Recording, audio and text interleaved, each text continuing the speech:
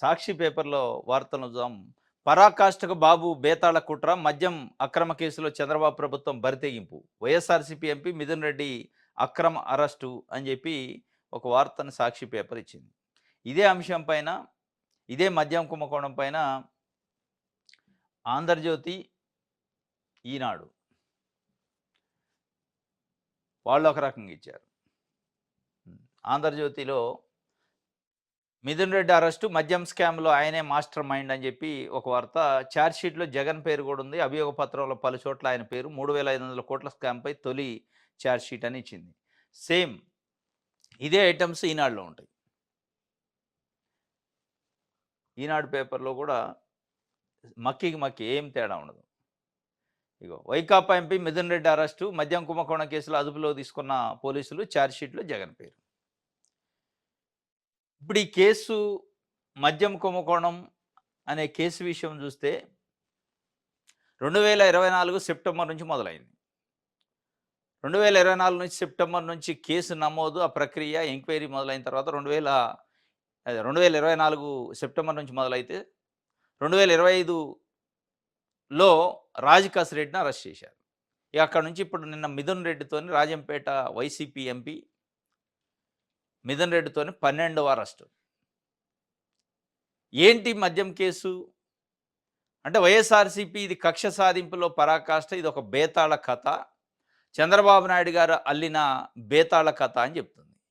కానీ తెలుగుదేశం పార్టీ కానీ, ప్రభుత్వం కానీ, తెలుగుదేశం పార్టీని మద్దతు ఇస్తున్న ఈనాడు లేదంటే ఆంధ్రజ్యోతి లాంటి పత్రికలు ఇక అసలు అయిపోయింది, 3,500 కోట్ల రూపాయలు మేము చూసి వచ్చినాం, వాటిని ఎక్కడెక్కడ పెట్టింది, ఇవన్నీ చెప్పే కార్యక్రమం. దాంతోపాటు పదే పదే అసలు ఈ మద్యం కుంభకోణం అనే అంశము పైన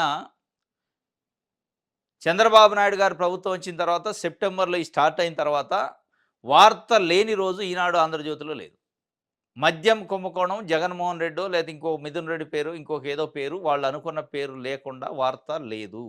అది కూడా బ్యానర్ ఐటమ్, అది కూడా ఫ్రంట్ పేజీ. ఇలా ఇంకొక అడుగు ముందుకేసి నిన్న ఈనాడు పేపర్లో ఛార్జ్‌షీట్ దాఖలు చేయబోతున్నారు. ఇన్ని పేజీల ఛార్జ్‌షీట్ ఉంటుంది, ఏ పేజీలో ఏముంది అనే అంత డెప్త్గా కూడా వార్త రాశారు. ఎవరి పేర్లు ఉండబోతున్నాయి, బిగ్ బాస్లు ఎవరు, స్మాల్ బాస్లు ఎవరు, మిథున్ రెడ్డిని అరెస్ట్ చేయబోతున్నారు. మరి అసలు సిట్‌లో ఈనాడు, ఆంధ్రజ్యోతి కూడా మెంబర్షిప్ ఇచ్చారా సిట్‌లో అనే డౌట్ వస్తుంది నాకు. సరే ఈ కుంభకోణం ఏం జరిగింది, 3,500 కోట్లు నిజంగానే చేశారా, రికవరీ అయిద్దా, చేస్తే దోషులను శిక్షించాలి, దాంట్లో వేరే విషయం. కానీ ఈ ఈ ప్రోయాక్టివ్ కార్యక్రమం ఒక మీడియా సంస్థలుగా, జర్నలిస్టులుగా, జర్నలిజంలో ఉన్న పత్రికలుగా మరి ఎవరికి రాని సమాచారం కేవలం ఈనాడు, ఆంధ్రజ్యోతికి ఎట్టొస్తున్నాయి. జగన్మోహన్ రెడ్డి పేరట ప్రస్తావించబడ్డదట ఇది ఛార్జ్‌షీట్‌లో. ఇది వీళ్ళకే తెలిసింది. ఈ 2 పేపర్లు తప్ప ఎక్కడ రాయలే. మిథున్ రెడ్డి అరెస్ట్ చేశారా, అందరు పేపర్లు రాశారా, అందరికి తెలిసింది, అది వేరే విషయం. అది అరెస్ట్ చేస్తారని కూడా ఆయన ముందే ఫిక్స్ అయ్యిండు. అరెస్ట్‌కి సిద్ధమయ్యామన్నాడు. దీంట్లో ఎట్టి పరిస్థితుల్లో ఇదొక అంటే నా పైన కక్ష సాధింపు కోసం పెట్టే కేసు తప్ప, 4 రోజులు జైల్లో ఉంచి ఆనందం పొందుతారు తప్ప ఇది నిలిచే కేసు కాదని వాళ్ళు దాంట్లో ఫిక్స్ అయ్యి ఉన్నారు. మైండ్ ప్రిపేర్ అయ్యి ఉన్నారు. దాంట్లో డౌట్ లేదు. ఇంకా చాలామంది ప్రిపేర్ అయ్యి ఉన్నారు. కానీ ఇక్కడ విషయం ఏందంటే అసలు జరిగిన స్కామ్ ఏందో, దాంట్లో రికవరీ అయ్యేదేందో, ప్రభుత్వానికి వచ్చేదెంతో, అసలు దీంట్లో ప్రూవ్ అయ్యేదెంతో, దీని నుంచి రికవరీ చేయించేదెంతో కానీ ఈనాడు, ఆంధ్రజ్యోతి చేసే రచ్చ మామూలుగా లేదు. ఆ రచ్చ చూస్తే అసలు ఇన్వెస్టిగేషను స్కామ్ జరిగిందని చేస్తాన్రా, కేసు కోసమే ఇన్వెస్టిగేషన్ చేస్తాన్రా, ఎవరినో ఒకళ్ళని అందులో పెట్టాలి కాబట్టి ఇన్వెస్టిగేషన్ చేస్తారా, నిజంగానే స్కామ్ జరిగితే ఆ స్కామ్ను బయటకు తీసి ప్రభుత్వ సొమ్ముని రికవరీ చేయడానికి, ప్రభుత్వానికి జరిగిన నష్టాన్ని రికవరీ చేయడానికి చేస్తారా అంటే వీళ్ళ వ్యవహార శైలి చూశాక సిట్ ఇన్యాక్టివ్ ఉంది, వీళ్ళు యాక్టివ్ ఉన్నారు. సిట్ ఎక్కడ చెప్పట్లే ఇన్ని పేజీలు ఛార్జ్‌షీటు ఇంత ఇది అని ఎక్కడ చెప్పదు కూడా. లీగల్గా ఛార్జ్‌షీట్ అనేది కోర్టుకు సమర్పించిన తర్వాత, కోర్టు యాక్సెప్ట్ చేసిన తర్వాత దాన్ని సర్టిఫైడ్ కాపీలు బయటికి తీసుకుంటే, అంటే దాంట్లో బాధితులు, అక్యూజ్డ్ అది బయటకు వద్దు. అప్పటిదాకా వీళ్ళ పేజీలతో సహా 205 పేజీలని ఒక ఆయన, 305 పేజీలని ఇంకొక ఆయన, 160 పేజీలని ఇంకొక ఆయన, ఏ పేజీలో జగన్మోహన్ రెడ్డి పేరు వచ్చిందంటే అని చెప్పే పరిస్థితి ఉందంటే నిజంగానే అసలు ఇన్వెస్టిగేషన్ జరుగుతుందా?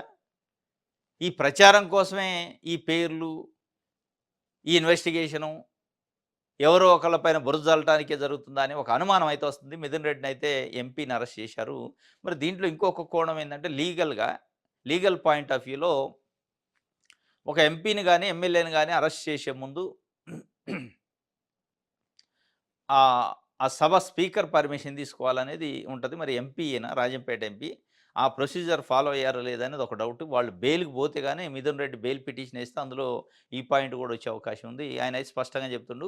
ఇది నిలిచే కేసు కాదు చట్ట ప్రకారం లీగల్‌గా. కానీ వాళ్ళు ఒక సునకానందం పొందడానికి ఒక టార్గెటెడ్‌గా కొంతమందిని పెట్టుకొని చేశారని ఇయాల ఈనాడు, ఆంధ్రజ్యోతి జగన్మోహన్ రెడ్డి పేరు కూడా ప్రస్తావించారని చెప్పడం అర్థమైందంటే ఇది జగన్మోహన్ రెడ్డి పేరు ఉంది అని ఈనాడు, ఆంధ్రజ్యోతి రాయటం ఒకవేళ నిజంగానే పేరు ఉందా లేదో మనకు తెలవదు. మనం చూడలేదు. కానీ అసలు జగన్మోహన్ రెడ్డి పేరు లేదు అని రాస్తే వార్త అది. ఇయాల జగన్మోహన్ రెడ్డో, వైఎస్ఆర్‌సీపీ నాయకులు, వైఎస్ఆర్‌సీపీ పరిపాలనలో చేసిన అధికారుల పేరులో ఎవరైనా లేవు ఛార్జ్‌షీట్‌లో అని రాస్తే దట్టు అది ఈనాడు, ఆంధ్రజ్యోతి జగన్మోహన్ రెడ్డి దీంట్లో పాత్ర లేదు, ఆయనకు సంబంధం లేదని రాస్తే అది ఆశ్చర్యం వార్త ఇది. జగన్మోహన్ రెడ్డి ఉన్నాడు అని వార్త రాయటం అనేది సహజం కదా! వాళ్ళ వాళ్ళు వాళ్ళు వాళ్ళు ఫిక్స్ అయిందే అదే. జగన్మోహన్ రెడ్డి అనే వ్యక్తి కోసమే ఇదంతా చేసేది అనేది ఒక చర్చ. సరే మొత్తానికైతే మిథున్ రెడ్డిని అరెస్ట్ చేశారు. పరాకాష్ఠగా చేరిందట. బాబు బేతాళ కథ. ముందే పలికిన ఎల్లో చిలకలు ముందే పలుకుతాయి అంటే వాళ్ళకి తెలుస్తుంది సమాచారం అనేది ఒక వార్త అయితే. ఇంకొకటి అసలు 2014, 19 మధ్యలో యథేచ్ఛగా మద్యం మాఫియా మూల విరాట్ చంద్రబాబే దోపిడీ చేసిండు. ఖజానాకు గండి కొట్టి అస్మదీయులకు దోచిపెట్టి 25,000 కోట్లకు మించి అక్రమాలు. సిఐడి కేసులో ఇప్పటికీ బెయిల్ పైనే చంద్రబాబు. సన్నిహితుల డిస్టిలరీలకు ఎడాపెడా అనుమతులు. ఊరూరా బెల్ట్ షాపులతో మద్యాన్ని ఏరులై పారించారు. ఈ చీకటి జీవోతో ప్రివిలేజ్ పన్ను రద్దు చేసింది బాబే. 2014, 19 మధ్య చేసిన దందాను నేడు కొనసాగిస్తున్న చంద్రబాబు. తన తప్పులను కప్పుచ్చుకునేందుకు అక్రమ కేసులు, అరెస్టులు, అవాస్తవ వాంగ్మూలాలు, తప్పుడు సాక్ష్యాలతో కుతంత్రం, బెదిరింపులు, వేధింపులేస్త్రంగా సిట్టు బరితెగింపు. 2014, 19 మధ్యలో చంద్రబాబు నాయుడు గారు ముఖ్యమంత్రి ఉన్నప్పుడు దాదాపు 25,000 కోట్ల రూపాయల మద్యం కుంభకోణం జరిగింది. దానిపైన సిఐడి కేసు ఉంది. దానిపైన బెయిల్ పైన ఉండి ఇదే ఇప్పుడు ముఖ్యమంత్రిగా పనిచేస్తాను చంద్రబాబు నాయుడు గారు. అంటే నన్ను దాంట్లోకి లాగారు కాబట్టి నేను కూడా ఏదో ఒక లాగాలని ఇప్పుడు చేస్తాడా? నిజంగానే కుంభకోణం ఇప్పుడుది జగన్మోహన్ రెడ్డో లేకపోతే వైఎస్ఆర్సీపీ ప్రభుత్వంలో పనిచేసిన నాయకుల పైన కేసులు నిజంగానే ఉన్నాయా? లేదంటే చంద్రబాబు నాయుడు గారు 14, 19 మధ్యలో చేసిన కుంభకోణం దాని తాలూకా కేసు ఉంది కాబట్టి నేను కూడా ఒక కేసు పడైతే అయిపోద్దని చేస్తానంటే అదే అనిపిస్తుంది.